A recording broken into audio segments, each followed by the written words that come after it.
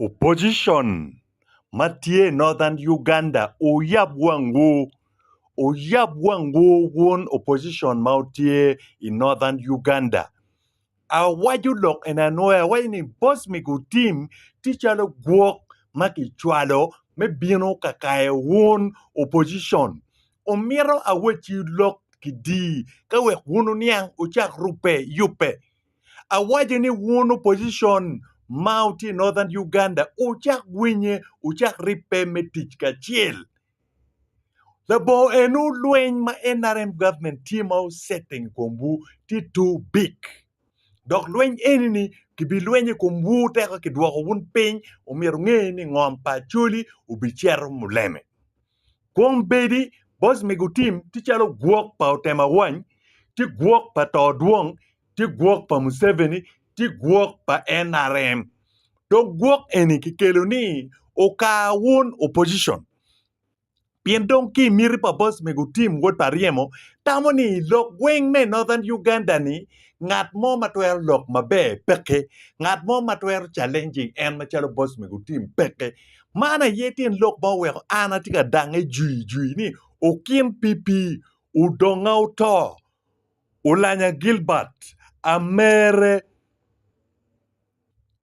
koro akol kona opposition MPs moke ken matamne NT opposition kona chier Christopher kono beta holu chan wuno uduju mauti opposition ni o mak yo meripe o chak yin yo meripe lweny eni baditi ti bino to twale ni ki dwok ker wuko piny wun pe obet ki dwan moke ken me lok pigin moke ken mati loba chuli unyo mati northern Uganda ka wek NRM nugu yak wan ka chwingi wek NRM nugu kwalwa ka chwingi wun uyabwang wulu twa uyabwang wu gin matie okwany kare wich uluong ka choke uchoke go ka chiel ubedo go ka chiel uripe dogo moktam wu confronting bosmic Otim wot pariemo en achiel kenni pengaye wu pien wu nutika tamne ni wu nutika chayo loka bosmic Otim moko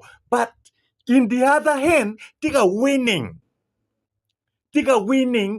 luak me northern Uganda tika dwokane borre ti dwoke bot NRM and that is the mission ma weko utema wengi kito duongi guyinyo kama bosmic ti ye gien dong gi piyo bosmic chalo gwok gi dokera wajuni bosmic dong kayo gien magien gi miro ni kilok dong gien pe kilok ye ki feeding ki bosmic Otim mati chalo gwok gini ka dong bosmic Otim biro kayo wun megichero uti neno lok enini so uyabwang wu chak neno yo mo meripe yo duju unong opponents unong jumategu magi loko chalo wanni wek gubien ka challenging bosmic Otim pet ka wunu wai ni wek bosmic Otim in 6 month times from now no wun opposition ka nyono tien wu peke Unen, you should analyze the situation. You should analyze things. So, menene ni gin enitika time command pingo. Ubet ki wich. Ineno. Ulanya Gilbert kachil ki udonga to chawa metu drama do karoko. This is the chawa met wang peding. Cha me doktol. Imaka mabiro campaign chakeko.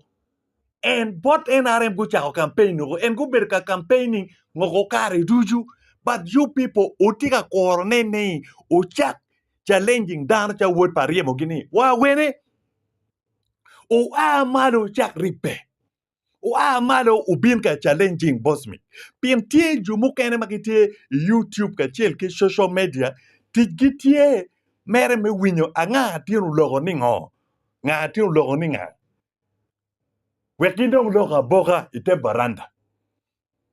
Jumu kene gino ni umier giloge ento gitamo ni duan gipe winyo nyo giluo.